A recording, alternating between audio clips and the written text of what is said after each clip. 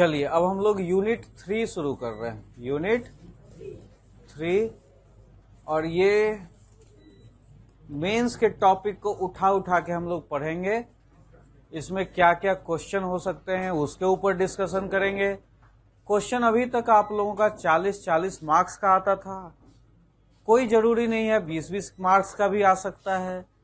Objective question तो ये clarify हो गया कि एमसीक्यू आ रहा है मेंस में, उसके लिए भी बहुत ज्यादा आप निश्चिंत नहीं रह सकते हैं। हो सकता है कि कभी 20-20 वर्ड्स का भी वो क्वेश्चन पूछ ले, क्योंकि कहीं भी नहीं लिखा हुआ है कि ऑब्जेक्टिव का मतलब एमसीक्यू। तो इसलिए मेंस में संभावनाएं हैं कुछ परिवर्तन करके क्वेश्चन देने का। बहुत बच्चा जो टेस्ट सीरीज भी अभी देते रहता है कहता है सर कुछ बदल दीजिए पैटर्न, क्योंकि कोई भरोसा नहीं है। तो हम लोग 20-20 नंबर का भी कभी कभी क्वेश्चन दे देते हैं टेस्ट में। इस तरह से एक्सपेरिमेंट करते रहते हैं। तो कुछ 20 वर्ड्स के भी, जैसे प्रीलिम्स में अगर आप पढ़ रहे हो, प्रीलिम्स के क्वेश्चन आप कर रहे हो, एमसीक्यू बना रहे हो, तो कहाँ से निकलता है? फैक्ट ही तो होता है। तो हम लोग 20 वर्ड्स के भी क्वेश्चन को तैयार करेंगे। ऐसा नहीं है कि मेंस है तो 40 नंबर का और मेंस है और मेंस में ऑब्जेक्टिव आता है तो एमसीक्यू।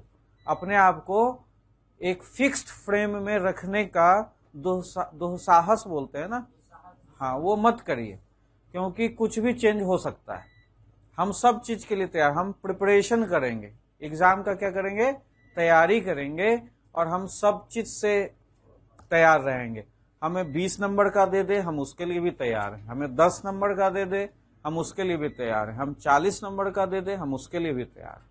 इसलिए ये मत सोचिए कि एमसीक्यू और 40 नंबर का ही। तो अपना माइंड थोड़ा हम लोग यहाँ पर बदलेंगे, फ्रेमवर्क हम अपना लोग थोड़ा विस्तार करके चलेंगे, क्योंकि जो क्वेश्चन लिख रहे हैं और आंसर लिख रहे हैं उन लोगों से हम अपना अलग ढंग है। हम लोग भी क्वेश्चन लिखेंगे, लेकिन हम लोग नोट्स कंप्लीट बनाएंगे, प्रिपरेशन करेंगे, और उन सारे नोट्स से छोटे क्वेश्चन, बड़े क्वेश्चन, 10 नंबर के क्वेश्चन, 20 नंबर के क्वेश्चन, 40 नंबर के क्वेश्चन, सभी कुछ लिखने का प्रयास करेंगे। ये आप हमेशा दिमाग में रखिए।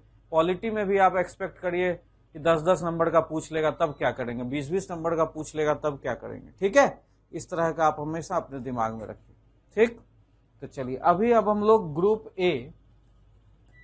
ग्रुप ए शुरुआत करते हैं। पहला टॉपिक है आपका इसमें नेशनल इनकम, है ना?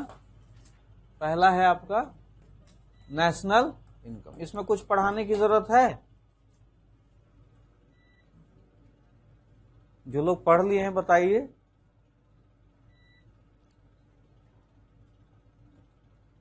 नेशनल इनकम पढ़ा दिया है ना?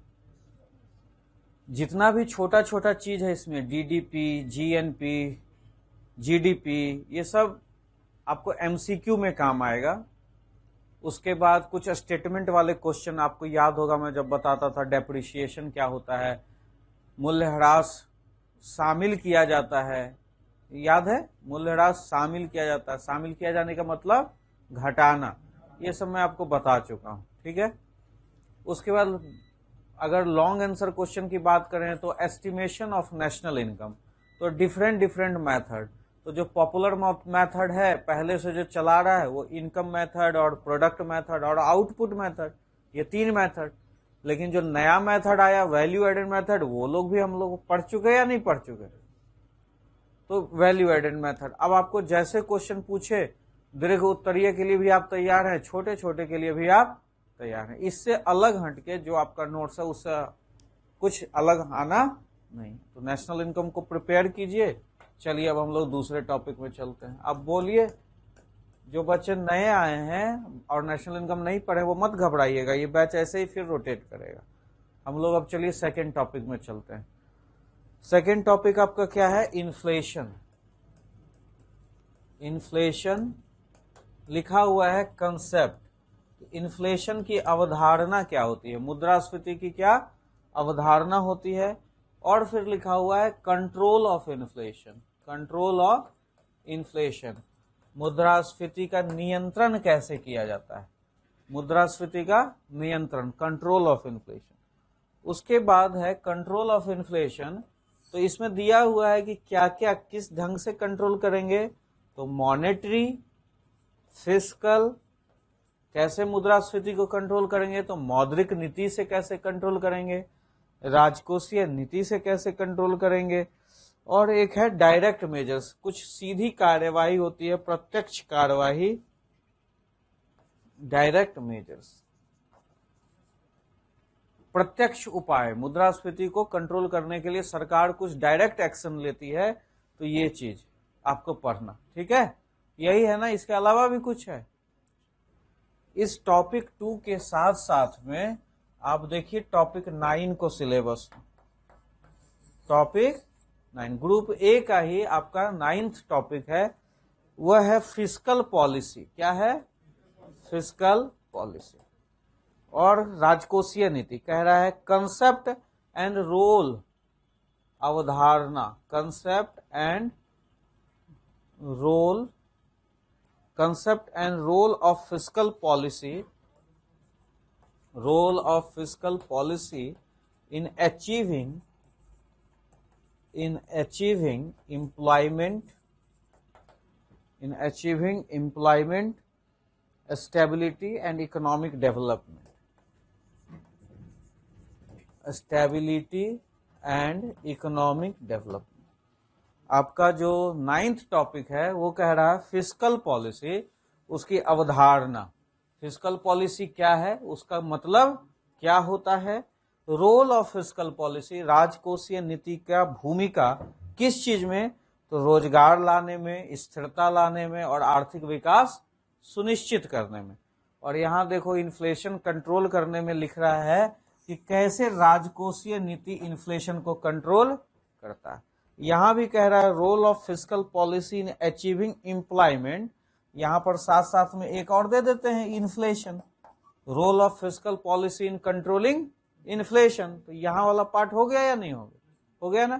तो इसका मतलब ये जो दोनों टॉपिक है ये दोनों मिलाकर भी पूछ सकता है नहीं। फिस्कल पॉलिसी कैसे रोजगार लाता है, कैसे मुद्रास्फीति को नियंत्रित करता है, कैसे स्थिरता लाता है और कैसे आर्थिक विकास सुनिश्चित करता है। और इन्फ्लेशन के बारे में अगर अलग से पूछता है तो कहेगा कि भाई इन्फ्लेशन क्या है, तो कंसेप्ट में इसका टाइप्स आ जाएगा, है ना, कि इसका प्रकार क्या क्या होता है। उसके बाद कंट्रोल, इसको नियंत्रित कैसे करते हैं। तो आखिर कंट्रोल करने के पहले जब प्रकार पढ़ लिए तो ये हमारे लिए प्रॉब्लम कैसे है, कैसे इन्फ्लेशन हमारे लिए समस्या है ना, समस्या है तभी तो इसको नियंत्रित करते हैं, है ना। तो कैसे ये हमारे लिए समस्या है, इसके प्रभाव क्या क्या होते हैं, तो इसका पॉजिटिव और निगेटिव दोनों प्रभाव हो सकता है। इस तरह से ये आपका क्वेश्चन का डायमेंशन निकल रहा है कि इन्फ्लेशन क्या है, उसकी अवधारणा क्या होती है, इससे क्या समस्या होती है, इसका प्रभाव क्या है इकोनॉमी पर। कुछ सकारात्मक प्रभाव है तो कुछ नकारात्मक प्रभाव है, तो क्या कुछ सकारात्मक प्रभाव भी है, कुछ निगेटिव इफेक्ट है तो क्या कुछ पॉजिटिव इफेक्ट भी है। और उसके बाद जब हमें पता चला अच्छा नहीं निगेटिव इफेक्ट ज्यादा है, निगेटिव इफेक्ट ज्यादा है अर्थव्यवस्था के लिए नुकसान, then we need to control inflation, तो हम लोग इसको नियंत्रित भी करते हैं। अब नियंत्रित करने के 3 उपाय दिए हुए हैं। अगर सीधे बड़ा क्वेश्चन में यही पूछ रहा है कि इन्फ्लेशन क्या है, इन्फ्लेशन को नियंत्रित कीजिए, तो यही वाला पोर्शन बतलाओगे ना, समझ रहे हो। जो क्वेश्चन पूछे वही बतलाना। अगर पूछ रहा है मुद्रास्फीति क्या है, मुद्रास्फीति को नियंत्रित कैसे करते हैं, तो यहां से मुद्रास्फीति क्या है और नियंत्रित करने के इसके 3 ही उपाय हैं। तो मॉनेटरी बतलाओगे, फिस्कल कहां से बतलाओगे, ये तो अलग टॉपिक है, इसको क्यों ना हम यहां पढ़ लें, गेटिंग और नॉट। और तो इसका मतलब मैं अगर यहां पर ये नहीं पढ़ाऊं, ये यहां पर पढ़ा दूं, तो तुम यहां से चुरा लोगे ना।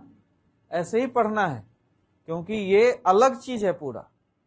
तो इन्फ्लेशन कैसे कंट्रोल होता है, तो मॉनेटरी से भी होता है, और क्या होता है, फिस्कल मेजर्स भी होते हैं, और सीधी कुछ उपाय भी करने होते हैं।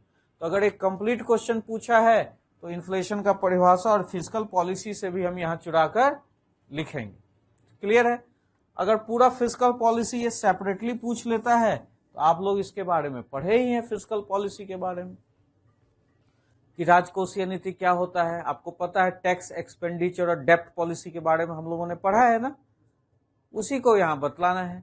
अब इसमें जो कंटेम्प्रेरी आ सकता है, कोरोना के बाद सरकार के क्या सारे एफर्ट्स हैं, वो सब पूछ सकता है। तो अब हम लोग ना ये टॉपिक 2 और टॉपिक 9 को यहां से हम लोग अपना मेंस का शुरुआत करते हैं। नेशनल इनकम हम लोग कर चुके हैं, क्लियर है। फिस्कल पॉलिसी का भी आपको इंट्रोडक्शन कंसेप्ट में मिल चुका है, लेकिन हम लोग इसको फिर से यहाँ पर चीजों को समझेंगे, क्लियर है। तो अभी आप क्या पढ़ने वाले हैं, टॉपिक 2 टॉपिक 9 यूनाइटेडली, और इसमें कुछ क्वेश्चंस हैं, जैसे आपको बतला देते हैं। क्वेश्चंस हो सकता है कि व्हाट इज इन्फ्लेशन, मान लीजिए क्या हो सकता है कि इन्फ्लेशन क्या है। एक इन्फ्लेशन के बारे में इतना सारा ये टॉपिक 2 और टॉपिक 9 पढ़ के हमको ये सब चीजें जान लेनी चाहिए कि मुद्रास्फीति क्या है और what are the tools to control inflation. Tools to control inflation, मुद्रास्फीति को नियंत्रित करने के लिए क्या उपकरण हैं, ये हो सकता है क्वेश्चन। मुद्रास्फीति को नियंत्रित कैसे की जाती है, या मुद्रास्फीति को नियंत्रण करने के क्या उपकरण है, क्या उपाय है। इन्फ्लेशन का छोटा भाई उल्टा जो होता है वह होता है डिफ्लेशन। तो जब इन्फ्लेशन सिलेबस में है तो हमें ये पता होना चाहिए कि डिफ्लेशन भी क्या चीज होती है, तो यह भी हम पढ़ लेंगे। उसके बाद कुछ छोटा छोटा इन्फ्लेशन से मिलता जुलता चीज होता है, जैसे रिफ्लेशन।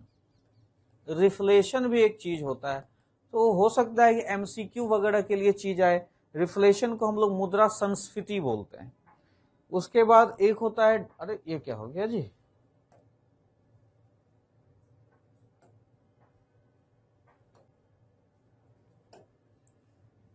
और एक होता है डिसइन्फ्लेशन।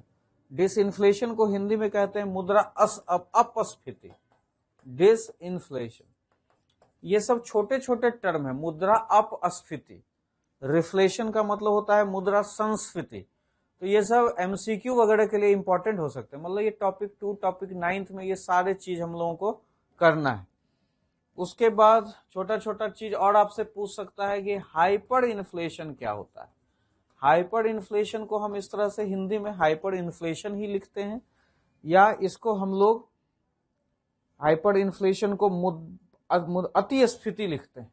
अति स्फीति हिंदी में लिखते हैं अति स्फीति। उसके बाद और क्वेश्चन आ सकता है स्टैगफ्लेशन क्या होता है। स्टैगफ्लेशन, स्टैगफ्लेशन को हम लोग हिंदी में बोलते हैं गतिहीन स्फीति, गतिहीन स्फीति, या स्टैगफ्लेशन भी बोलते हैं, और निस्पंद ऐसे भी लिखते हैं इसको, निस्पंद, गतिहीन स्फीति या निस्पंद स्फीति। हिंदी में थोड़ा सा एक बार बतला देता हूं, फिर तो मैं हाइपर इन्फ्लेशन ही यूज करूंगा। आप लोग अपने समझने के लिए आप समझ सकते हैं। हाइपर इन्फ्लेशन, स्टैगफ्लेशन, स्टैगफ्लेशन को हिंदी में गतिहीन स्फीति बोलते हैं। उसके बाद कुछ और इस तरह के टर्म, जैसे कोड इन्फ्लेशन क्या होता है, कोड इन्फ्लेशन। इसी तरह का कुछ और, कोड इन्फ्लेशन को हिंदी में भी कोड बोलते हैं, कोड मुद्रास्फीति। उसी तरह हेडलाइन इन्फ्लेशन, मतलब इन्फ्लेशन में इतने सारे टर्म आपको पढ़ने पड़ेंगे, जानना चाहिए। सिलेबस को बृहद रूप से हम ये सब, डर तो नहीं लग रहा है, पता है नहीं ना, बहुत आसान आसान चीज। सिलेबस का डायमेंशन समझा रहा हूं अभी आप।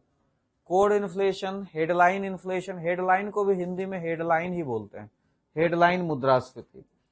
उसके बाद आपको यहाँ पर इन्फ्लेशन का जब प्रकार पढ़ते हैं ना, तो यहाँ पर आ जाता है WPI, यहाँ पर आ जाता है CPI, WPI wholesale price index, यहाँ आ जाएगा आपको कंज्यूमर प्राइस इंडेक्स, उपभोक्ता मूल्य सूचकांक और थोक मूल्य सूचकांक। इसको कहते हैं थोक मूल्य सूचकांक और इसको कहते हैं उपभोक्ता मूल्य। कुछ और चीज में जाएंगे आप एमसीक्यू में तो कभी देखेंगे आप, कहीं मिलेगा आपको फिलिप्स कर्व क्या होता है, यह भी इन्फ्लेशन से ही जुड़ा हुआ है। आपको पता होना चाहिए कि फिलिप्स कर्व क्या है, वो किस रिलेशनशिप के बारे में बतलाता है। फिलिप्स कर्व ना एम्प्लॉयमेंट और इन्फ्लेशन के बारे में बताता है, रोजगार और किसके बारे में, मुद्रास्फीति। एक रिलेशन है, एमसीक्यूज वगैरह में आता है, इंटरव्यू में पूछेगा अगर आप इकोनॉमिक्स बैकग्राउंड के हैं कि फिलिप्स कर्व क्या होता है। फिलिप्स कर्व का आप इम्प्लीकेशन अपने कंटेम्प्रेरी इकोनॉमी में देखेंगे कि ये जो रिश्ता बतला रहा है ये क्या सही वास्तविक रूप में यहाँ इस अर्थव्यवस्था में हो रहा है? किस चीज का रिश्ता है ये? रोजगार और मुद्रास्फीति का। तो जो भी वो कहेगा कि इन्फ्लेशन बढ़ता है तो रोजगार घटता है, तो आप देखो क्या भारत में भी कितना इन्फ्लेशन है, तो क्या सही में बेरोजगारी यहाँ बढ़ रही है? ऐसा कुछ दिखेगा आपको रिलेशन। तो ये सब चीज हमको समझना होता है, प्रीलिम्स से लेकर इंटरव्यू तक इंपॉर्टेंट होता है ये सारी चीजें। उसके बाद कभी कभी एमसीक्यू में इन्फ्लेशन का इफेक्ट से क्वेश्चन आता है, effect of inflation on, effect of inflation on, मुद्रास्फीति का प्रभाव। तो मुद्रास्फीति का प्रभाव सब पर अलग अलग होता है। तो मान लीजिए किस पे भाई, तो प्रोड्यूसर पर क्या प्रभाव है, कंज्यूमर पर क्या प्रभाव है, बोरोवर पर क्या प्रभाव होगा, लेंडर पर क्या प्रभाव होगा, इस तरह से बहुत सारी चीजें। इससे इन्वेस्टमेंट पे क्या प्रभाव होगा, इन्फ्लेशन अगर है देश में तो इन्वेस्टमेंट पे क्या प्रभाव होगा, सेविंग पे क्या प्रभाव होगा। ये एक रिलेशन दिख रहा है या नहीं दिख रहा है? मतलब समझ रहे हैं? महंगाई है तो बचत पर क्या फर्क पड़ेगा? आपका बहुत सारा पैसा खर्च होगा मार्केट में या नहीं, तो बचत कम होगा या नहीं? जब बचत कम होगा तो निवेश कम होगा या नहीं? तो ऐसा ही रिलेशन ये एमसीक्यू में पूछता है, अगर भारत इन्फ्लेशन बढ़ रहा है तो आपके बचत पर क्या प्रभाव पड़ेगा, आपके जो बोरोवर है, उधार देने वाला है, उधार लेने वाला है, उस पर क्या प्रभाव पड़ेगा। ये सब थोड़ा सा सोचेंगे, पढ़ेंगे तो सब समझ में आ जाएगा। इफेक्ट्स ऑफ इन्फ्लेशन से हमारा प्रीलिम्स में क्वेश्चन पूछता है, ठीक है, इन्फ्लेशन के प्रभाव के ऊपर से। उसके बाद मॉनेटरी पॉलिसी कमेटी, इन्फ्लेशन वाले टॉपिक में ही एक 2016 में एक कमेटी का गठन किया गया, मॉनेटरी पॉलिसी कमेटी, और यही रेपो रेट, बैंक रेट ये सब निर्धारित करती है। आरबीआई के अंदर में एक कमेटी होती है। तो ये कमेटी क्या है, ये क्या बना, इसका स्वरूप पहले क्या था? तो ये पहले था टीएसी, टेक्निकल एडवाइजर कमेटी। 2016 में क्या बन गया ये? Monetary policy committee. तो भाले पहले क्या करता था, अब क्या करता है, अब कितना मेंबर है, ये किस हद तक चेंज किया सिस्टम को, कुछ भी पूछ सकता है ना? एमसीक्यू भी बन सकता है और डिटेल में भी पूछ सकता है। मौद्रिक नीति समिति क्या कर रही है अर्थव्यवस्था में, इससे क्या प्रभाव पड़ा है, इन्फ्लेशन कंट्रोल कर पाया है या नहीं कर पाया है, विवेचना कुछ भी हो सकता है। तो इस समिति के बारे में हम लोग पढ़ेंगे। उसके बाद 9th टॉपिक अगर ऐड करते हैं तो फिर यहाँ फिस्कल पॉलिसी क्या होता है, राजकोषीय नीति क्या होती है। उसके बाद एक्सपेंशनरी फिस्कल पॉलिसी क्या होता है, एक्सपेंशनरी फिस्कल पॉलिसी। हम लोग अभी तक पीटी वाले में जो पढ़ रहे थे फिस्कल पॉलिसी पढ़े थे, यहाँ हिंदी में कहते हैं विस्तारित राजकोषीय नीति। क्या है?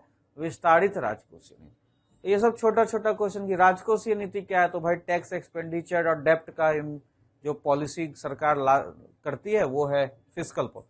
तो एक्सपेंशनरी फिस्कल पॉलिसी क्या है, तो आप पढ़ेंगे तो आपको समझ में आएगा कि डिमांड जहां पर बढ़ाने का कोशिश किया जाता है उसको कहते हैं एक्सपेंशनरी। इसी का जस्ट उल्टा होता है कॉन्ट्रैक्शनरी, कॉन्ट्रैक्शनरी फिस्कल पॉलिसी, संकुचित राजकोषीय नीति। तो ये सब छोटे छोटे क्वेश्चन, या डिफरेंस बिटवीन एक्सपेंशनरी या कॉन्ट्रैक्शनरी, या भारत सरकार अभी किस तरह की नीति फॉलो कर रही है, एक्सपेंशनरी कर रही है या कॉन्ट्रैक्शनरी कर रही है, किस समय एक्सपेंशनरी किया जाता है, किस समय कॉन्ट्रैक्शनरी किया जाता है, किस सिचुएशन में एक्सपेंशनरी किया जाता है, किस सिचुएशन में कॉन्ट्रैक्शनरी किया जाता है। ये सब क्वेश्चन हो सकते हैं। राजकोषीय नीति क्या है, एक्सपेंशनरी राजकोषीय नीति, विस्तारीय राजकोषीय नीति का प्रयोग कब होता है, किस सिचुएशन में होता है, संकुचित राजकोषीय नीति का प्रयोग किस समय होता है, इस तरह का क्वेश्चन। उसके बाद यहां भी टूल्स ऑफ फिस्कल पॉलिसी से आ सकता है कि फिस्कल पॉलिसी के क्या क्या उपकरण हैं, टूल्स ऑफ फिस्कल पॉलिसी, तो उसको आप एक्सप्लेन कर सकते हैं। ये सारे आपने छोटे छोटे क्वेश्चंस देखे। इसके साथ बड़ा क्वेश्चन में आ सकता है कि what is inflation, what is inflation, what are the regions of inflation, what are the regions of inflation, inflation क्या है इन्फ्लेशन के कारण क्या हैं, या ऐसे भी पूछ सकता है बच्चे what are the reasons of inflation, what are the reasons of, देखो यहां पर पूछ सकता है what are the reasons of present inflation, अभी वर्तमान में महंगाई का कारण क्या है। तो तुम लोगों का गलती ये होता है, हम जब भी थोड़ा सा क्वेश्चन बदलते हैं ना तो तुम लोग जो रटंत विद्या में पारंगत हो गलत कर देते हो। यहां देखो दोनों में अंतर है या नहीं, what are the reasons of inflation, इसका मतलब कंप्रीहेंसिवली जो तुमने पढ़ा है वो यहाँ रट के लिख दोगे। इन्फ्लेशन के कारण क्या क्या होते हैं, लेकिन इन्फ्लेशन का वर्तमान कारण क्या है ये अलग होगा ना, अलग होगा या नहीं होगा। इन्फ्लेशन का 10 कारण है, लेकिन वर्तमान कारण हो सकता है 2 हो सकता है कि नहीं। तो क्वेश्चन जब पूछेगा तो उसका डिमांड समझना, ये नहीं कि जो जानते हैं वो सब लिख दिए, फिर 40 मार्क्स के क्वेश्चन में अनजस्टिस हो जाएगा जब क्वेश्चन का डिमांड अलग अलग रहेगा और तुम वो चीजें लिखोगे जो तुम जानते हो। तुम्हारा एक पेज, एक क्वेश्चन जो है तुम 14-15 पेज में लिख दोगे, वो तब होता है जब आप इन्फ्लेशन खूब अच्छे से पढ़े हैं। और जैसे ही इन्फ्लेशन का क्वेश्चन देखे लिखना शुरू कर दिए, जो मर्जी सो, क्वेश्चन के डिमांड को समझ नहीं रहा। यहाँ क्वेश्चन आपका जैसे ही प्रेजेंट वर्ड लिखाया तो ये 10 कारण से सीधे अब आपको क्या लिखना है, 2 कारण, लेकिन आप 10 कारण लिखेंगे तो 5 पन्ना तो इसी में भर जाएगा। तो ये तो एक फ्रेमिंग दी जाती है कि इस तरह के क्वेश्चन आ सकते हैं। तो what are the present reasons of, वर्तमान कारण अलग हो सकता है, क्या कारण है वर्तमान में महंगाई बढ़ने का,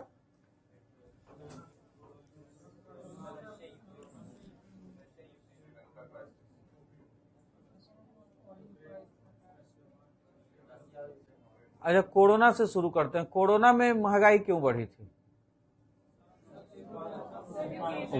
वर्तमान का मतलब क्या, थोड़ा सा तो पीछे चल सकते हैं, कोरोना से लेकर चल सकते हैं। सप्लाई साइड बॉटलनेक्स उसका हेडिंग देंगे। सप्लाई साइड में क्या था, आपूर्ति जो थी वो बंद थी, तो वो कोई बहुत बड़ा कारण था, रीजन था, मतलब परेशान होने का रीजन था नहीं। सप्लाई साइड बॉटलनेक्स जैसे ही हटेगा इन्फ्लेशन फिर क्या हो जाएगा, नॉर्मल हो जाएगा। उसके बाद इन्फ्लेशन महंगा होने का क्या कारण था, मैं अपने थोड़ा घर में झांक लो फिर रसिया जाना, बहुत सारा घर में ही कारण। चलो इस पे हम लोग बात करेंगे, ठीक है, हम लोग पढ़ते समय बात करेंगे ऐसे फिर। और what are the reasons of present inflation, उसके बाद हाँ अब कारण जान लिए तो how we can control inflation, how we can control inflation. अब क्वेश्चन को पूछने का ढंग, एक सेंटेंस मेरा बदल जाएगा, लेकिन उसका क्रक्स यही रहेगा कि अब इन्फ्लेशन का कारण जान गए तो अब बताओ कि इन्फ्लेशन को नियंत्रित कैसे करेंगे। तो तुमने सिलेबस में देखा ना 3 अलग अलग चीज लिखे हुए थे, क्या लिखा हुआ था, फिस्कल, मॉनेटरी और, अच्छा अगर ये पूरा बड़ा क्वेश्चन है कि how we can control inflation, तब तो हम लोग ये तीनों को एक्सप्लेन करेंगे। लेकिन यहाँ हो सकता है कि क्वेश्चन में पूछ दे कि मुद्रास्फीति को नियंत्रित करने के राजकोषीय उपाय बताएं, पूछ सकता है या नहीं पूछ सकता। अब तुम लोग यहाँ पर पता नहीं समझते नहीं, मेरा देखना टेस्ट में जो क्वेश्चन लेता हूं, पूछता हूं कि मुद्रास्फीति को नियंत्रित करने के राजकोषीय उपाय बतलाइए, तब बच्चा लिख देगा पूरा आरबीआई वाला छाप दे। अरे मैं राजकोषीय उपाय पूछ रहा हूं तो वो बताओ ना, लेकिन क्वेश्चन को लोग समझता ही नहीं। How we can control inflation, तो बताओ राजकोषीय, बताओ मॉनेटरी, बताओ प्रत्येक, तीनों अलग अलग पूछ सकता है, तीनों बड़ा बड़ा है, ऐसा नहीं है कि कोई अपने आप में छोटा है, सब में एक्सप्लेनेशन का रीजन है। अब मान लो हो सकता है मैं पूछूं कि प्रेजेंट इन्फ्लेशन का कारण, तो प्रेजेंट इन्फ्लेशन का कारण हो सकता है सरकार की नीति हो, सरकार की नीति भी कभी कभी रिस्पॉन्सिबल होती है या नहीं होती। तो फिर मैं कहूंगा कि अब इसको नियंत्रित करने के उपाय, राजकोषीय उपाय क्या है, इसका मतलब मैं सरकार पे फोकस कर रहा हूं, मैं आरबीआई पे फोकस नहीं। सरकार ने क्या गलती की है वो बताइए, सरकार के किन गलतियों की वजह से इन्फ्लेशन बढ़ा है, अब सरकार इसको नियंत्रित करने के लिए क्या कर रही है वो भी बताइए। तो सरकार फिस्कल नीति तो होगा ही, लेकिन कुछ सरकार डायरेक्ट मेजर्स भी कर देता है, जैसे किसी चीज के एक्सपोर्ट पर बैन लगा दिया। मान लो कोई कंज्यूमर गुड्स का दाम बढ़ रहा है, चीनी का दाम बढ़ रहा है, तो चीनी का एक्सपोर्ट पे क्या कर दिया, बैन लगा दिया ताकि चीनी का दाम कंट्रोल में रहे। इस तरह से करता है। सप्लाई का पूर्ति देखता है कि सप्लाई कहीं प्रभावित ना हो, प्रभावित नहीं बाधित ना हो, है ना, इस तरह से डायरेक्ट मेजर। तो उस क्वेश्चन को समझ के फिर लिखना होगा, ये नहीं कि वही जो जानते हैं वो लिख दिए। उसके बाद इसके दुष्प्रभावों को बताइए, यहीं पर इसी में how we can control inflation and what are the impacts of inflation. जैसे लिखा हुआ देखो यहां पर इम्पैक्ट, इम्पैक्ट का मतलब क्या हुआ, प्रभाव, तो इन्फ्लेशन का प्रभाव। अगर यहां पर बच्चे मैंने लिख दिया दुष्प्रभाव, दुष्प्रभाव का मतलब क्या होता है,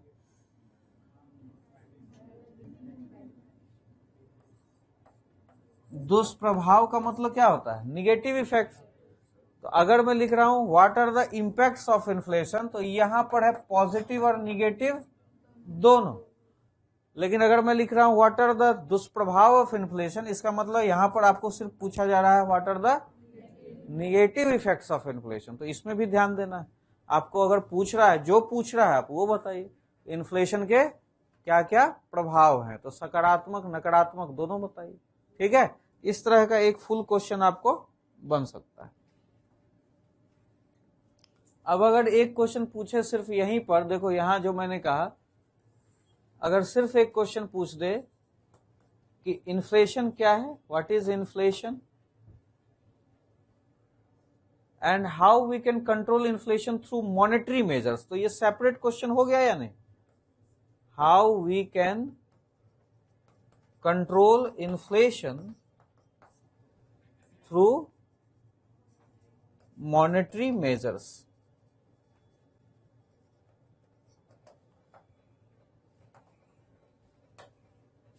ये सेपरेट क्वेश्चन हो गया ना।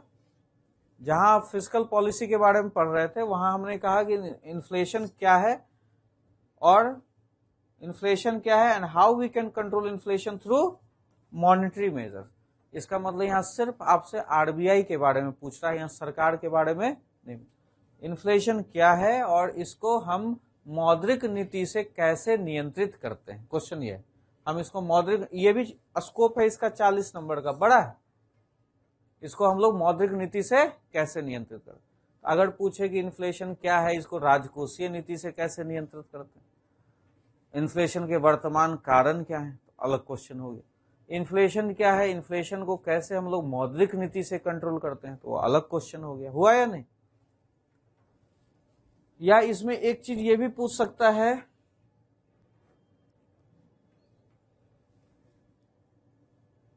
जो कंबाइंड हो सकता है कि राजकोषीय नीति और मौद्रिक नीति दोनों कैसे अर्थव्यवस्था में, कंबाइंड क्वेश्चन ऐसे आ सकता है कि नहीं, कि how fiscal policy and monetary policy can control, combined question तो यही होगा ना, can control inflation, bring employment,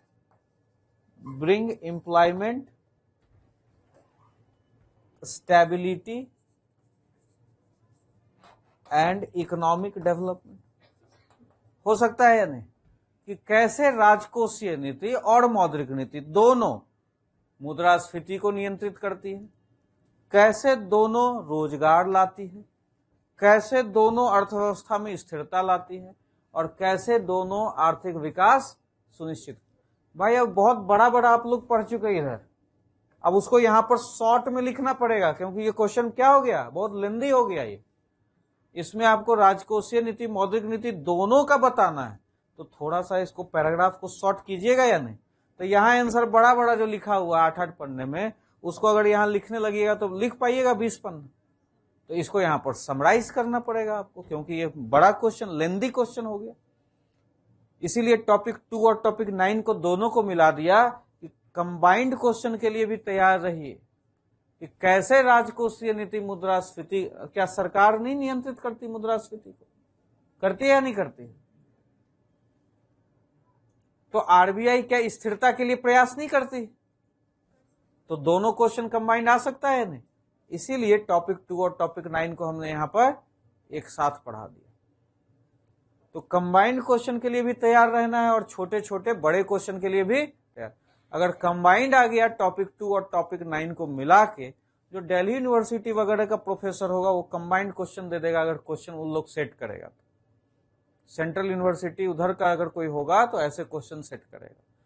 आपका इधर विनोबा भावे वाला होगा तो हो सकता है वो दे देगा इन मुद्रास्फीति क्या है और मुद्रास्फीति को नियंत्रित करने के मौद्रिक उपाय बताइए, वो आसान क्वेश्चन हो गया।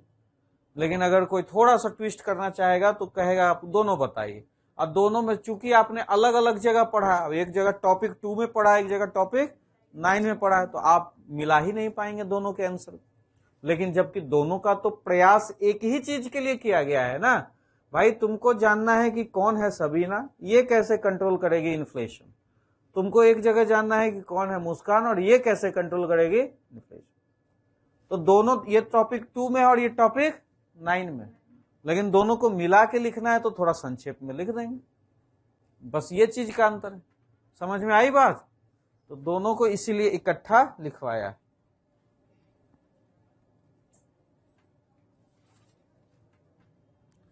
अब यहां पर एक चीज ये अंतर और कर सकता है, यहां लिख सकता है कि हाउ फिस्कल पॉलिसी के जगह लिख दिया गवर्नमेंट, तो कोई दिक्कत। और मॉनेटरी पॉलिसी की जगह लिख दिया हाउ सेंट्रल बैंक। अब बोलो कोई दिक्कत? क्वेश्चन को बदल सकता है या नहीं? फिस्कल पॉलिसी कौन यूज करता है? सरकार। मॉनेटरी पॉलिसी कौन यूज करता है? Central bank, RBI. तो कहेगा कि सरकार और केंद्रीय बैंक आरबीआई कैसे मुद्रास्फीति को नियंत्रित करता है, स्थिरता लाता है। तो कुछ ऐसा है कि हम लोग नहीं पढ़े, लेकिन वर्ड चेंज कर सकता है। राजकोषीय नीति की जगह सरकार लिख दे। तू समझ रही है कि नहीं? ऐसे कर लेती है, हमें लगता है कुछ नहीं समझती है। तो नहीं, मतलब एक्सप्रेशन ऐसा लगता है कि नहीं समझ रही है। समझ रहे हैं ना सब लोग? तो थोड़ा सा फेस एक्सप्रेशन रखिए, यस सर ऐसे करते रहिए, तो थोड़ा मुझे हिम्मत मिलेगा, है ना? हाँ बिल्कुल, जोश में। अभी तक कौन कौन सब चीज समझ गया?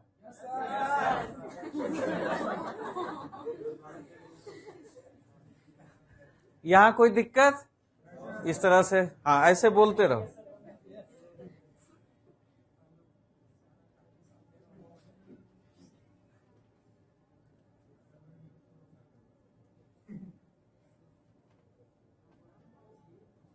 ठीक है, इस तरह का बड़ा क्वेश्चन आपको टॉपिक 2 और टॉपिक 9 से आ सकता है। तो चलिए शुरुआत करते हैं अब हम लोग। अब इतने सारे क्वेश्चन के बाद हम लोग थियरी पढ़ते हैं, और क्वेश्चन जो आएगा उसको घुमा घुमा के चौका और छक्का मारेंगे। तैयार हैं? या क्वेश्चन लिखवाऊं और आंसर लिखवा दूं? वाह क्या बात है, बजाओ इसके लिए ताली। बस बस बहुत हो गया। चलिए अब हम लोग फिस्कल पॉलिसी को फिर से एक बार शुरुआत करते हैं। थोड़ा सा मेंस पॉइंट ऑफ व्यू से थोड़ा विस्तार एक्सप्लेन करके ज्यादा पढ़ेंगे। थोड़ा सा डायग्राम का भी यूज करेंगे, फ्लो चार्ट का यूज करेंगे, उसको एक्सप्लेन करेंगे साइड बाय साइड। तो हमारा मेंस का आंसर जो होगा बड़ा देखने में अच्छा लगेगा। एकदम उसको पैराग्राफ में नहीं लिखना है, जो प्रेजेंटेशन आपसे संभव हो सके उसको करना है। तो फिस्कल पॉलिसी का डिफिनीशन बताओ करीना।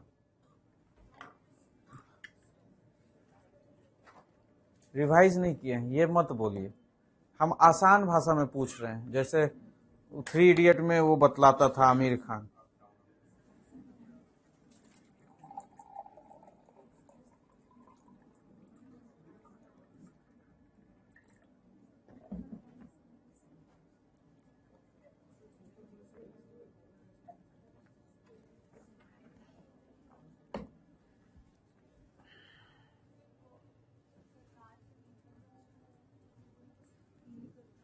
फोन कर दें पापा को कि नहीं पढ़ रही है? बहुत दिन के बाद ऐसा, स्कूल के बाद अभी डांट खा रही होगी। नहीं नहीं, तो अपना स्टाइल में एकदम, कोई टेंशन नहीं, कोई मतलब नहीं। नैना बताओ, तुम भी आजकल बहुत स्टाइल मार रही, बताओ फिस्कल पॉलिसी का परिभाषा बताओ। बता चुके हैं ना, ऐसा तो है नहीं कि नहीं बता। जब वो चीज देखिए, इसीलिए मैं डिस्करेज करता हूँ। रोहित आया था तो मैंने कहा मत बैठो मेरे क्लास में, क्योंकि मैंने एक तो आधार तो बना दिया, तैयार कर दिया। अब आपको यहाँ पर इसको 20 मिनट में ही दोनों टॉपिक को मैं खत्म करके निकल सकता हूं, 20 मिनट्स। लेकिन चूंकि आप लोग नहीं पढ़ते हैं, खाली कंप्लेन करेंगे कि ये नहीं है, ये नहीं है। ये नहीं कि जितना 200 पन्ना का नोट्स दे दिया, अब 400 पन्ना का और नोट्स दूंगा। 200 नंबर का पेपर है तुम्हारा इकोनॉमिक्स का, 200 का किसी भी पीसीएस में देखो, 200 नंबर इकोनॉमिक्स, 200 नंबर पॉलिटी पर बैठ देखे हो कभी? अरे तो 200 नंबर का है तो 600 1000 पन्ना नहीं पढ़ोगे तो कैसे काम चलेगा? सोच रहे हैं कि वो एक बच्चा कहता स्पर्धा का किताब लिए हैं सर, उससे हो जाएगा ना?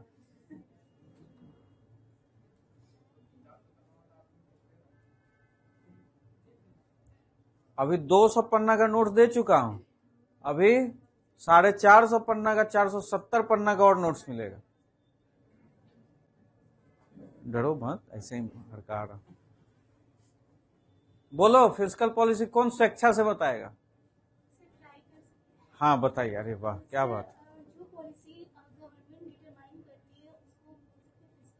हाँ बिल्कुल सही। और उस जो गवर्नमेंट डिटरमाइन, हाँ बताता नहीं है उसका।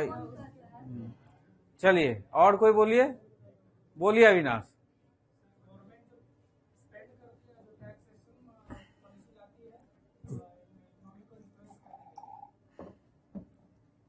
बोलो शुभम, वो हाँ बोलो।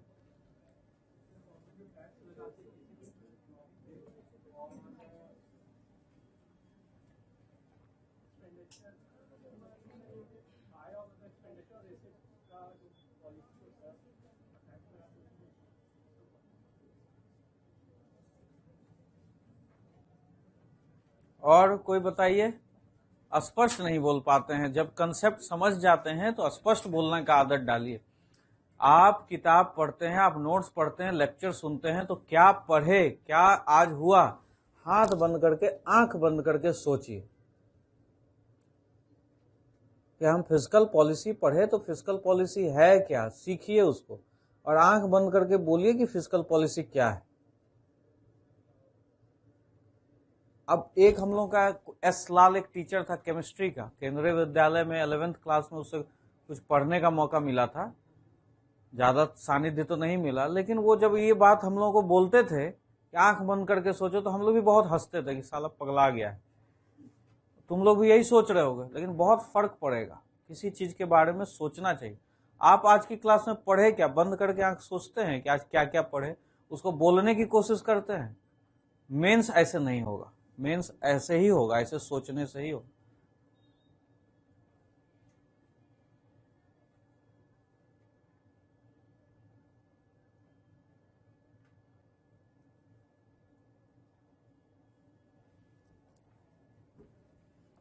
कोई भी स्पष्ट एक लाइन मुझे बोल सकता है फिस्कल पॉलिसी के बारे में?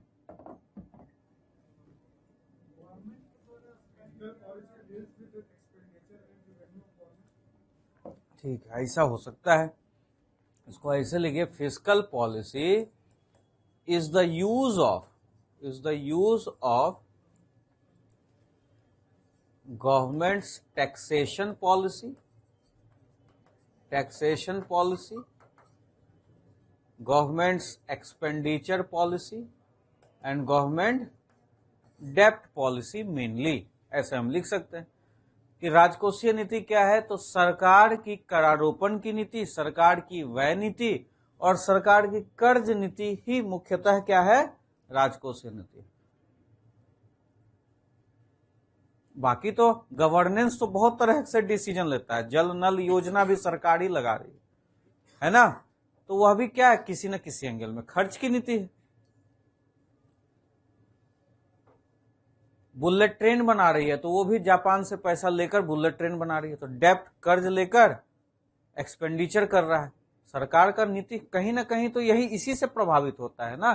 तो राजकोषीय नीति क्या है, कहीं भी कोई भी सरकार का काम देखिए यही तीनों आएगा। सरकार या तो कर लगाती है, सरकार या तो व्यय करती है, सरकार नहीं तो कर्ज लेती है। कर्ज भी लेती है तो वह ही करती है, चाहे वो कंजम्पशन पर करे, चाहे उज्ज्वला योजना बांटे, चाहे विधवा पेंशन बांटे, चाहे कुछ डेवलपमेंट का काम करे, रोड बनाए, तो वही करती है। तो मेनली तो यही बोला जाता है, टैक्सेशन एंड एक्सपेंडिचर। क्योंकि अगर खर्चा कर रही है तो खर्चा कर रही है, तो खर्चा करने के लिए अगर कर्ज ले रही है तो उसको सेपरेट नहीं मानते, लेकिन फिर भी यहां पर एक डेब्ट पॉलिसी हम लोग लिखते हैं। अगर खर्चा कर रहा है, खर्चा कम पड़ गया तो क्या करेगा, उधार लेगा। तो उधार लेगा और हो सकता है कि एफडीआई लाएगा, तो अलग अलग नीति तो नहीं लिख देते इस तरह से। तो डेब्ट पॉलिसी भी लिखा भी नहीं जाता, लेकिन फिर भी चूंकि बोरोइंग का बहुत ज्यादा यूज होता है इसलिए हम लोग लिख देते हैं। नहीं तो फिर एफडीआई भी लिखना पड़ता ना, एक वो भी तरीका है ना व्यय करने का। इसलिए सरकार की करारोपण की नीति, सरकार की व्यय नीति और सरकार की कर्ज की नीति को मुख्यतः हम लोग राजकोषीय नीति जानते हैं। यही है राजकोषीय नीति, फिस्कल पॉलिसी। और ये सब का इम्प्लीकेशन है गवर्नेंस। प्रशासन ऐसे ही चलता है, प्रशासन इन्हीं तीनों का इम्प्लीकेशन है। सरकार का हर फैसला में ये चीजें होती है कहीं ना कहीं। क्लियर है? तो आप समझ गए कि राजकोषीय नीति है क्या। अब समझिए कि एक्सपेंशनरी फिस्कल पॉलिसी क्या है। एक्सपेंशनरी फिस्कल पॉलिसी और कॉन्ट्रैक्शनरी फिस्कल पॉलिसी, एक को कहते हैं विस्तारित राजकोषीय नीति और एक को कहते हैं संकुचित राजकोषीय नीति। नाम से ही है एक्सपेंशनरी, इसका मतलब इन नीतियों का प्रयोग सरकार ऐसे करे कि एग्रीगेट डिमांड बढ़ा दे, कुल मांग क्या करे।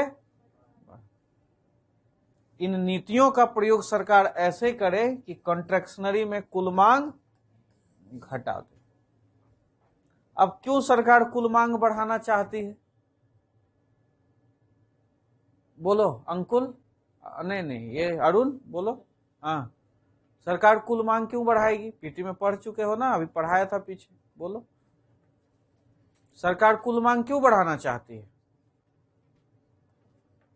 अब तुम लोगों को पढ़ाऊं मैं, बोलो, छोड़ दूं क्या? नहीं, अब तुम लोग इस तरह से बोलते जाते 5 मिनट में इस लेक्चर को खत्म कर देता, तो तुम लोग बोलोगे ही नहीं।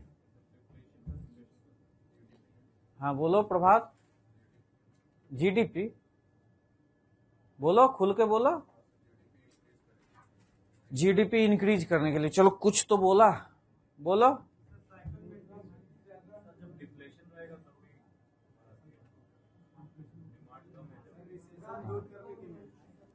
हाँ, कौन बोला रिसेशन दूर करने के लिए, कौन बोला?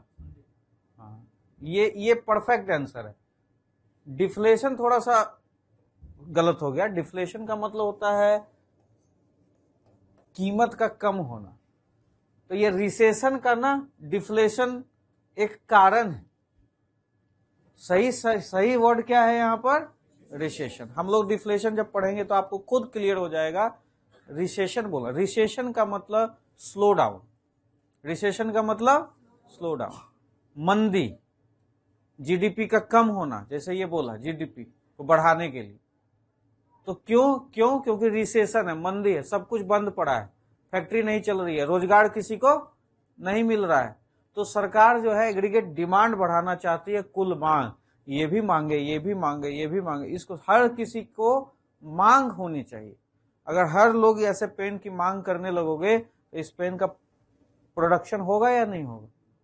और इस पेन का प्रोडक्शन होगा तो एम्प्लॉयमेंट होगा या नहीं होगा? फिर लोगों को वेज मिलेगा या नहीं मिलेगा? फिर उस बढ़े हुए वेज से और लोग डिमांड करेंगे या नहीं करेंगे? होगा ना। ऐसे ही तो अर्थव्यवस्था बढ़ती है। तो एक्सपेंशनरी फिस्कल पॉलिसी में इन नीतियों का प्रयोग करके कुल मांग को बढ़ाया जाता है। और क्यों बढ़ाया जाता है? क्योंकि अर्थव्यवस्था में रिसेशन का सिचुएशन होता है, अर्थव्यवस्था में रिसेशन का सिचुएशन होता है। तो सिचुएशन है अर्थव्यवस्था में रिसेशन का, और कंट्रैक्शनरी फिस्कल पॉलिसी से खेलना है अभी। और रिजल्ट इसका क्या होगा बच्चे? एग्रीगेट डिमांड, और इससे क्या होगा? तो रिसेशन गेट कंट्रोल्ड। ऐसे आप अभी लिख लीजिए, देखिए क्या होता है। कैसे इकोनॉमिक स्टेबिलिटी आती है। रिसेशन जब नियंत्रित हो जाएगा तो अपने आप आर्थिक स्थिरता आएगी।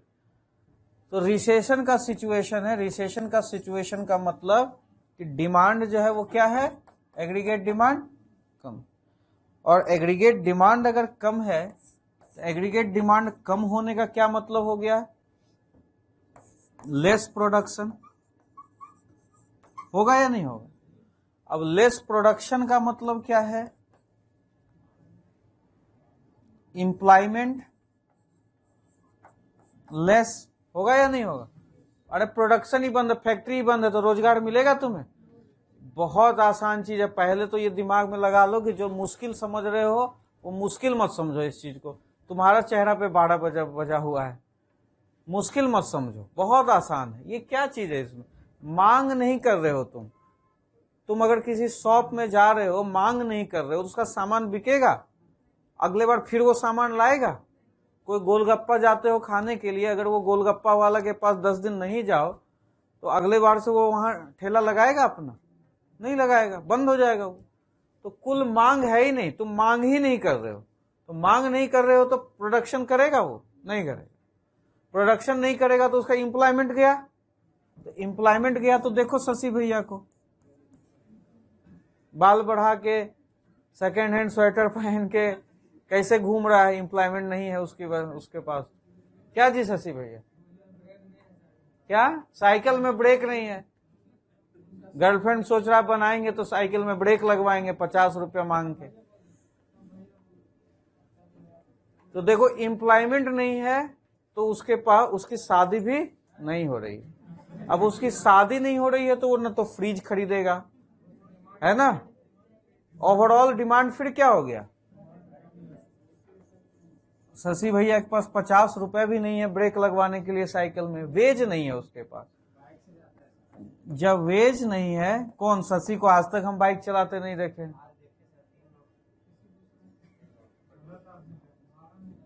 गलत आदमी को देख लिया उसका, देखो विनोद तुम थोड़ा कंट्रोल करो। वेज, अरे साले साहब अभी लाएंगे यहाँ बोर्ड पे खड़ा करेंगे, आवाज नहीं निकलेगा। और वहां पीछे में बैठ, कहाँ है, कहाँ बनेगा तेज। कुल मांग कम है तो उत्पादन कम, उत्पादन कम है तो रोजगार कम, रोजगार है तो पैसा नहीं है, पैसा नहीं है तो मांग। उसको देखो, उसके पास है मांग, बेचारा बैठा हुआ है एकदम, कोई मांग नहीं है उसके पास। ये देखो, अब इसको इस तरह से लिख दो, रिसेशन का सिचुएशन यही होता है। इसको कहते हैं निम्न मांग का दुष्चक्र। अब ये मांग खून भरी मांग नहीं है, ये निम्न मांग वाली दुष्चक्र है, समझ रहे हो ना। दुष्चक्र सही लिख रहे हैं या नहीं लिख रहे हैं, सही लिखें। इसको कहते हैं vicious cycle of low demand, vicious cycle of low demand, निम्न मांग का दुष्चक्र कहते हैं। कम डिमांड है और कम डिमांड होने की वजह से क्या है, रिसेशन का सिचुएशन। ऐसे सिचुएशन में निम्न मांग का दुष्चक्र में जब अर्थव्यवस्था फंसा रहता है, आप लोगों को रोजगार नहीं है, या सिचुएशन देखो कोरोना के बाद सबका नौकरी छिन गया, वेज नहीं है लोगों के पास, रोजगार नहीं है, यही स्थिति थी ना। Vicious cycle of low demand फंसा हुआ है। अब सरकार यूज क्या करेगा, कंट्रैक्शनरी फिस्कल पॉलिसी। तो क्या, सॉरी, हाँ रिसेशन में है ना, अरे ये तो गलत लिख दिया, तुम लोग बोला भी नहीं। रिसेशन में एक्सपेंशनरी यूज करेगा ना, एक्सपेंशनरी फिस्कल पॉलिसी, विस्तारीय राज। क्या ऊपर में फिर से समझाएं, ठीक है समझाते हैं।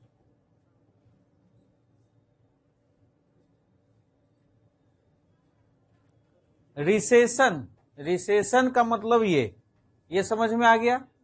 रिसेशन का मतलब बैंड बजा पड़ा है, शशि भैया को याद रखना।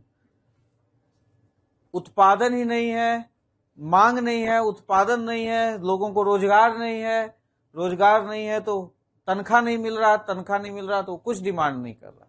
और उसकी वजह से पूरी अर्थव्यवस्था, एग्रीगेट डिमांड का मतलब होता है समग्र मांग, कुल मांग, मतलब ये इंडिविजुअल की बात नहीं कर रहे हैं, इकोनॉमी एज ए होल की बात कर रहे हैं, समग्र अर्थव्यवस्था।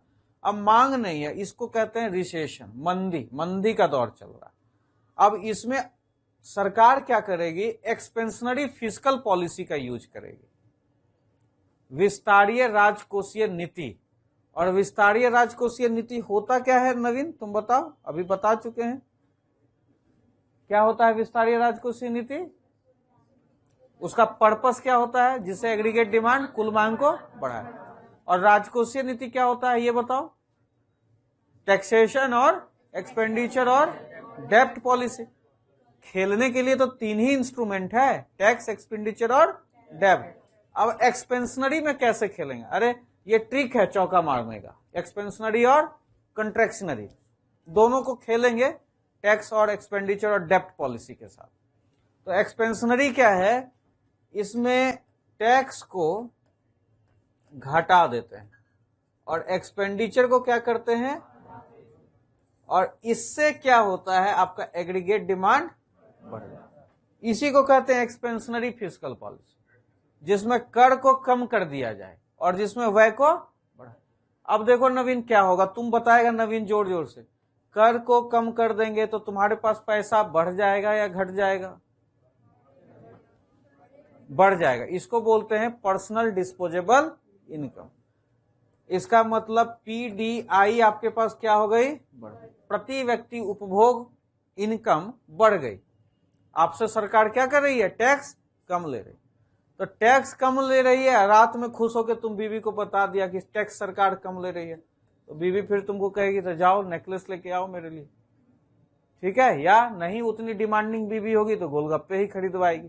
कुछ भी है, डिमांड बढ़ा या नहीं बढ़ा। तो यहां पर पर्सनल डिस्पोजेबल इनकम के बढ़ने से मार्केट में यह सोचा जाता है कि लोग कुछ ना कुछ डिमांड करने लगे। अब एक्सपेंडिचर, जब सरकार ज्यादा खर्चा करने लगती है, खर्चा किस चीज में करेगी, रोड बनाने में, पुल बनाने में, बुलेट ट्रेन बनाने में, नल जल योजना लगाने में, खर्च यही करेगी ना सरकार, मून यान भेजने में, स्पेस यान भेजने में, जो भी खर्चा करे, ठीक है। अगर ये खर्चा कर रही है तो यहां खर्चा करेगी तो मजदूर की भर्ती करेगी या नहीं, इसका मतलब इंप्लॉयमेंट यहां पर बढ़ेगा या नहीं, और इंप्लॉयमेंट बढ़ेगा तो लोगों को वेज बढ़ेगा या नहीं बढ़ेगा, वेज बढ़ेगा तो इसको बैठेगा शशि भैया तुरंत शादी करेगा, करेगा या नहीं करेगा। जैसे ही नौकरी होगा, लड़की देख के रखा है कि वैसी लड़की से शादी करेंगे, खाली नौकरी होने का देर है। हाँ हाँ, घबराओ मत, होगा एम्प्लॉयमेंट। अरे यार इस सलवा तो हद कर दिया है, तुमको बिना बोले नहीं, एक तो हम कलाकार, ऊपर से तुम भी।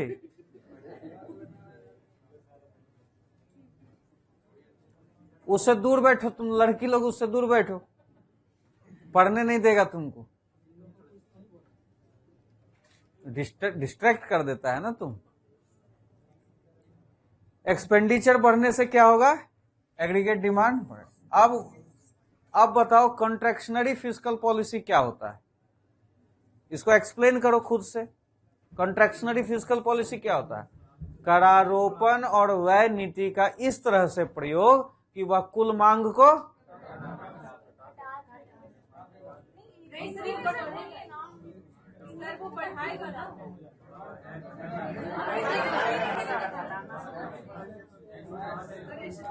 एक्सपेंशनरी बढ़ा देगा, कंट्रैक्शनरी, अभी कंट्रैक्शनरी पे फोकस मत करो, एक्सपेंशनरी बताओ। एक्सपेंशनरी क्या है, तो करारोपण और व्यय नीति का इस तरह से प्रयोग कि वह कुल मांग को क्या करे, बढ़ा।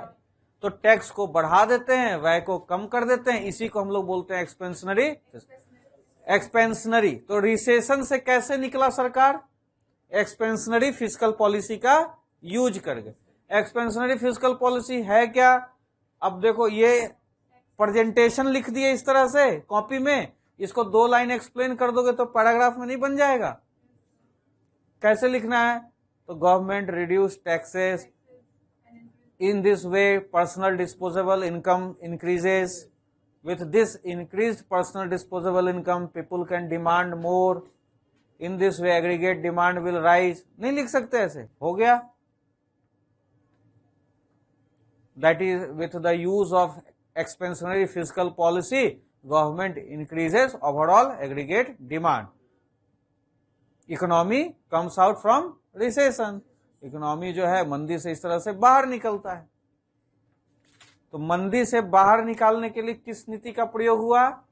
एक्सपेंशनरी फिस्कल पॉलिसी का प्रयोग हुआ और इस तरह से रिसेशन गेट कंट्रोल्ड.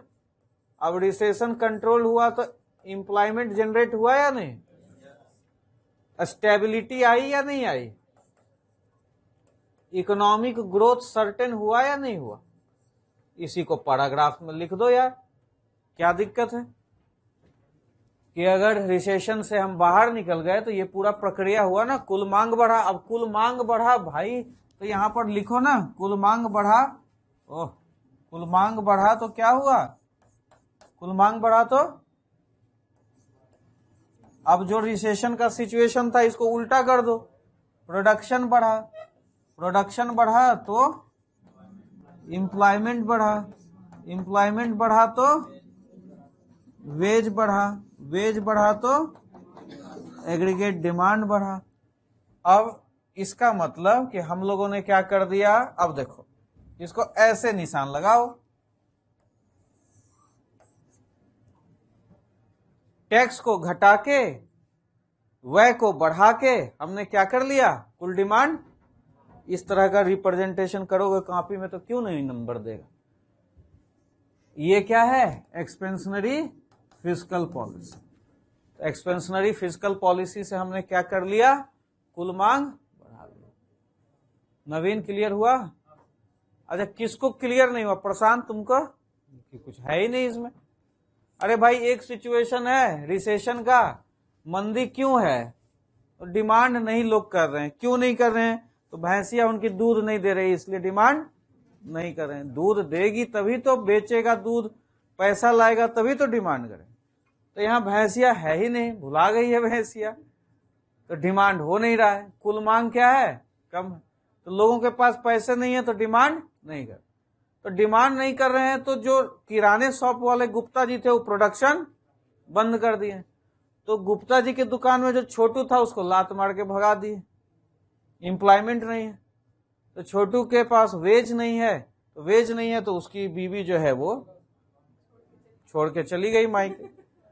तो इस तरह से कुल मांग कम है. बच्चा रो रहा है, ना उसके पास खिलौना है, ना पैम्पर है, कुछ नहीं. रिसेशन में है सभी लोग. लेकिन ये सिचुएशन बदलता है, सरकार नीति लाती है. ठीक है, हम सबसे कर कम लेंगे, तुम घबराओ मत. सबसे कर क्या लेंगे? कम लेंगे. जब सरकार कम कर लेगी तो आपका डिस्पोजेबल इनकम बढ़ जाएगा. कर कम लेने का मतलब कि सरकार को आपको कम कर देना है, तो उस बचा हुआ हिस्सा आप अपनी जरूरत की चीजों को खर्च करने, या कर लेने के साथ, कम कर लेने के साथ साथ सरकार एक्सपेंशनरी फिस्कल पॉलिसी में क्या करती है? व्यय भी करती है. कहती है कोई बात नहीं, कोरोना के बाद देखना कि अनाउंसमेंट हुआ 1 लाख रेलवे में बहाली. कुछ हुआ ना हुआ यार, रेट खोल दिया, लड़का 20 लाख. खुला या नहीं खुला? अरे फॉर्म वॉर्म भरने लगे, समझते नहीं हो ये सब का बहुत फर्क पड़ता है. शेयर बाजार पर फर्क पड़ता है. सरकार अगर एक बात बोल दे कि रेलवे में 1 लाख बहाली, पुलिस में बहाली, पूरा कन्हैरी हिल में अग्निवीर भर जाता है.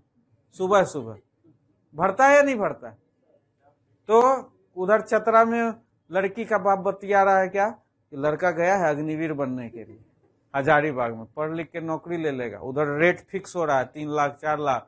उधर लड़की की माँ जो है पीतल का बर्तन खरीद रही है, डिमांड बढ़ रहा है. तो सरकार इस तरह की ये सरकार की पॉलिसी होती है. बैंक में बहाली लेंगे, रेल में बहाली लेंगे, छोटा मध्यम उद्योग के लिए ये काम करेंगे. ये सब एक्सपेंशनरी फिस्कल पॉलिसी है. उससे इकोनॉमी में क्या आती है? गति आती है.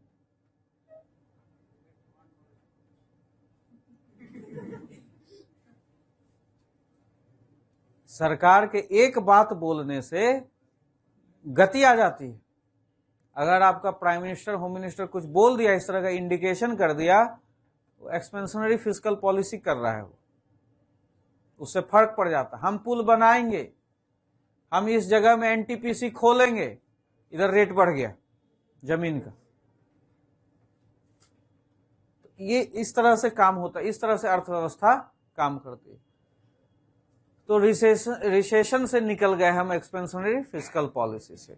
अब क्या है दूसरा सिचुएशन, यहां देखिए जो हम लोग चर्चा कर रहे थे,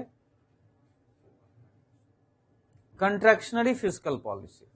और यहां क्या कह रहे हैं कि इसका यहां पर था रिसेशन एग्रीगेट डिमांड बढ़ाने के लिए, और यहां पर क्या है कॉन्ट्रैक्शनरी फिस्कल पॉलिसी में हम एग्रीगेट डिमांड को कम करेंगे। क्यों?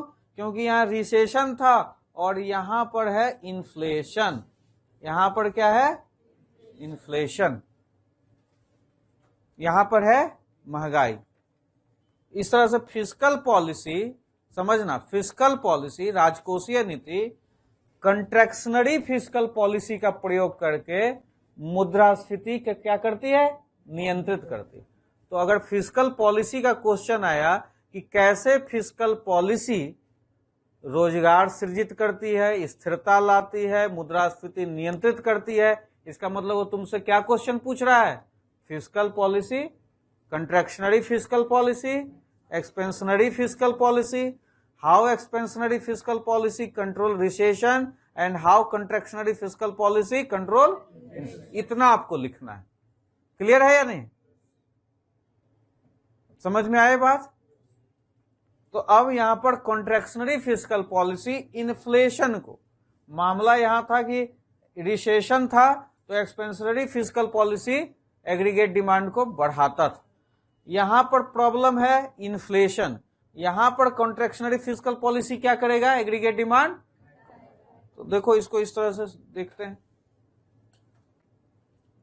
मामला क्या है? इन्फ्लेशन, और यहां पर यूज क्या होगा? कॉन्ट्रैक्शनरी फिस्कल, और इस तरह से क्या करेंगे? एग्रीगेट डिमांड को, ओहो सॉरी,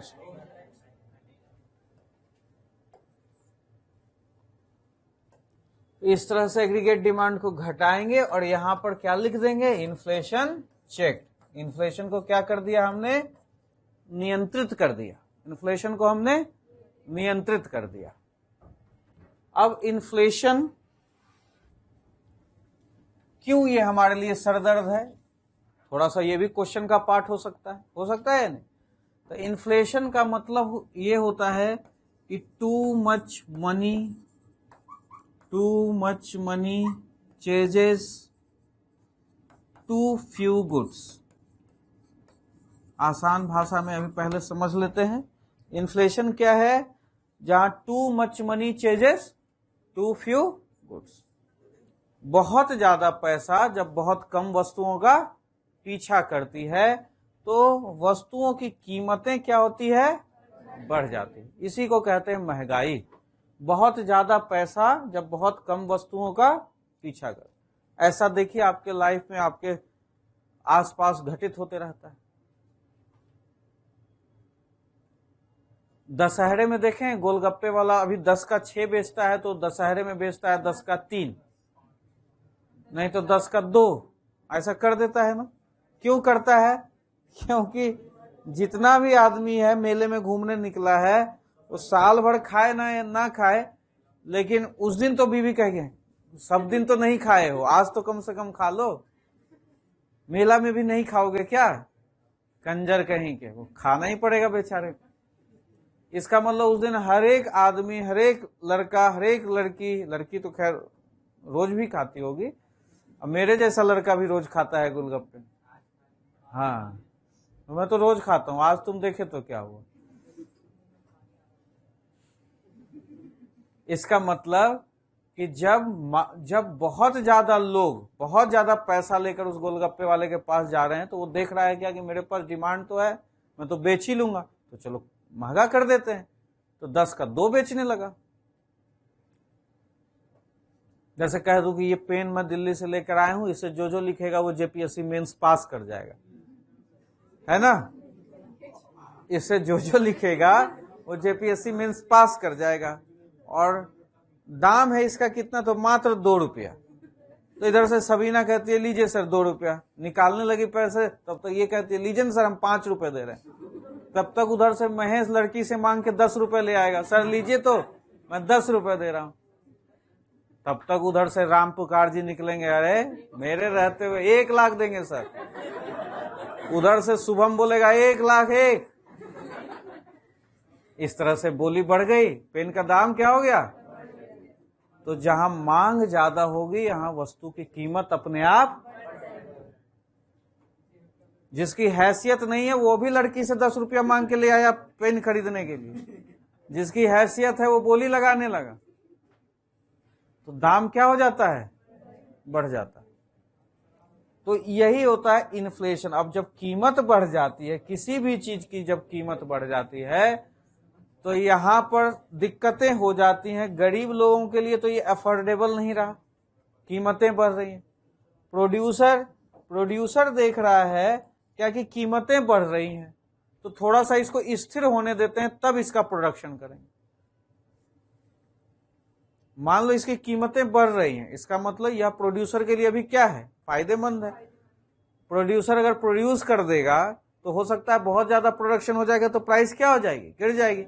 तो वो थोड़ा धीरे धीरे प्रोडक्शन करेगा। इसमें फिर प्रोड्यूसर डिस्करेज हो जाता है और लोगों को रोजगार कम होने लगता है। तो जब कीमतें बढ़ती हैं अर्थव्यवस्था में तो उसका रिसेशनरी प्रभाव पड़ता है, उस चीज का प्रोडक्शन पे भी फर्क पड़ता है। कीमतों का स्थिर होना चाहिए, कीमतों को थोड़ा बहुत बढ़ना चाहिए, उससे प्रोड्यूसर भी अट्रैक्ट होता है, अच्छा इसका दाम बढ़ रहा है तो और इसको प्रोड्यूस करो, इसका भी दाम है। नहीं तो ये देख रहा है कि इसका बहुत ज्यादा दाम है, तो फिर उसको कभी कभी लेने वाला भी नहीं मिलता है। महंगाई हो गई, दाम बढ़ गया, तो फिर उसको कोई लेने वाला नहीं। तो प्रोड्यूसर जब प्रोड्यूस करेगा तो रॉ मटेरियल लाएगा वो महंगा, और बाद में पता चला प्रोडक्शन हो गया तो उसको कोई लेने वाला नहीं। तो प्रोड्यूसर भी कुछ समय के लिए हाथ क्या करता है, बांधे। और भी इन्फ्लेशन का बहुत सारा है, जैसे अभी इन्फ्लेशन में आएंगे और हम उसको डिटेल से पढ़ेंगे। लेकिन इस तरह से इन्फ्लेशन हमारे लिए क्या है कि कुल मिलाकर अर्थव्यवस्था में ये गति को रोक देती है, जीडीपी पे ये प्रभावित करती है। तो कहते हैं ना कि जीडीपी अगर चाहिए तो इन्फ्लेशन को आपको क्या करना पड़ेगा, कंट्रोल करना पड़ेगा। इसीलिए सरकारें, राज्य सरकारें इन्फ्लेशन के नियंत्रण पर जोर देती हैं। तो इन्फ्लेशन को नियंत्रित करना, कीमतों का स्थिर होना हमारे लिए क्या है, बहुत जरूरी। तो कैसे करेंगे, तो कंट्रैक्शनरी फिस्कल पॉलिसी। अब यहां यूज क्या करेंगे, मेरे पास 2 ही चीज है, टैक्स और क्या है, एक्सपेंडिचर। तो टैक्स को यहां बढ़ा देंगे, एक्सपेंडिचर को क्या करेंगे, इससे क्या होगा, मेरा एग्रीगेट डिमांड कम हो जाएगा। टैक्स बढ़ा देंगे, सभी लोगों से जजिया कर लगा देंगे, सभी लोगों पर जजिया कर का मतलब ये होता है रिलीजियस टैक्स। अगर आप हिंदू हैं तब भी टैक्स दीजिए, अगर आप मुसलमान हैं तब भी टैक्स दीजिए। ऐसा नहीं था, मतलब मैं एक बात कह रहा हूं। अब जजिया टैक्स मतलब मैं तुम पे टैक्स लेने लगूंगा, कोचिंग में घुसने का टैक्स, कुर्सी पर बैठने का टैक्स, बोलने का टैक्स, पेन से लिखने का टैक्स, सब पे टैक्स बढ़ा दिया। तुम लोगों का फीस बढ़ा या नहीं बढ़ा?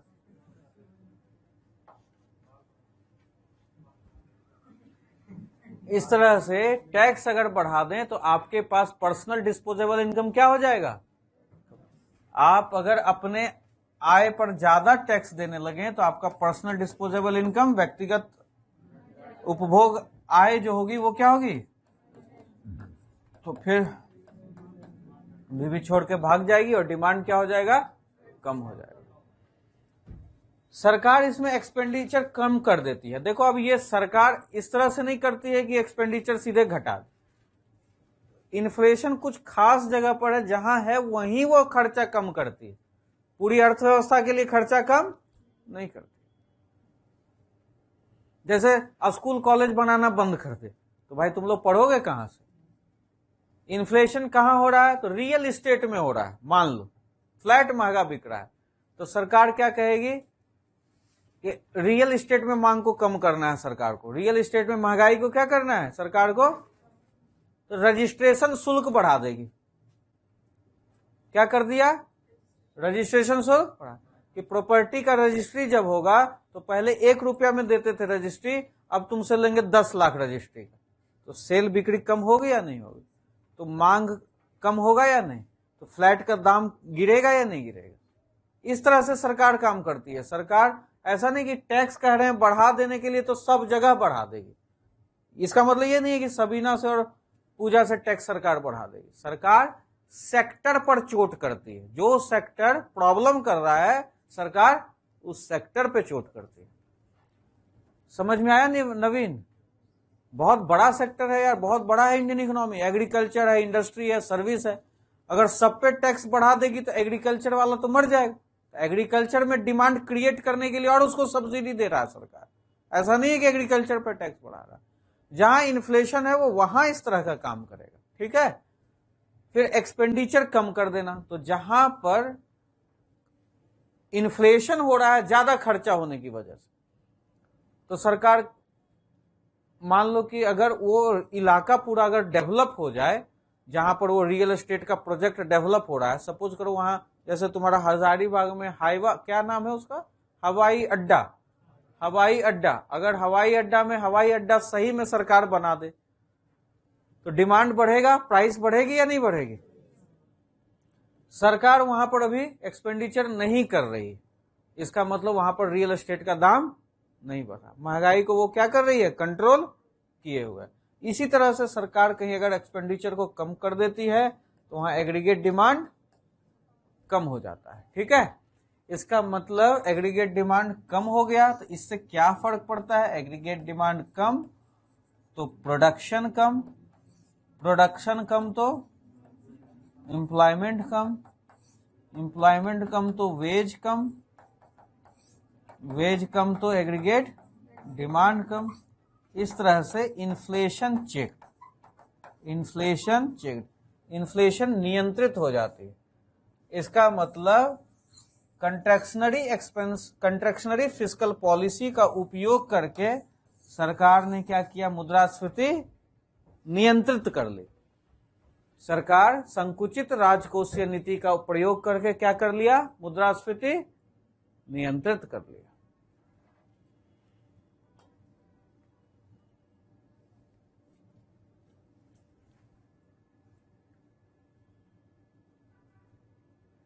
तो राजकोषीय नीति क्या है ये आप जान गए, मंदी और मुद्रास्फीति, रिसेशन और इन्फ्लेशन, दोनों का सिचुएशन क्या है ये जान गए, और दोनों के सिचुएशन से कैसे निकलेंगे with the help of expansionary fiscal policy and with the help of contractionary fiscal policy, ये जान गए। तो ये किस चीज का कुल मिलाकर उत्तर है कि राजकोषीय नीति क्या है, यह कैसे अर्थव्यवस्था में मुद्रास्फीति को नियंत्रित करती है, कैसे रोजगार सृजित करती है, कैसे स्थिरता लाती है और कैसे आर्थिक विकास सुनिश्चित करती है। How fiscal policy control inflation, brings employment, stability and ensure economic growth। Clear है। तो एक क्वेश्चन 40 नंबर का कर चुके आप, ऐसे ही घुमा के प्रेजेंटेशन मारिए और उसको एक्सप्लेन कर दीजिए अपने लैंग्वेज में। सबको हिंदी इंग्लिश थोड़ी बहुत आती है। क्लियर है, चलिए बहुत बढ़िया। अब आज यहीं तक रखिए।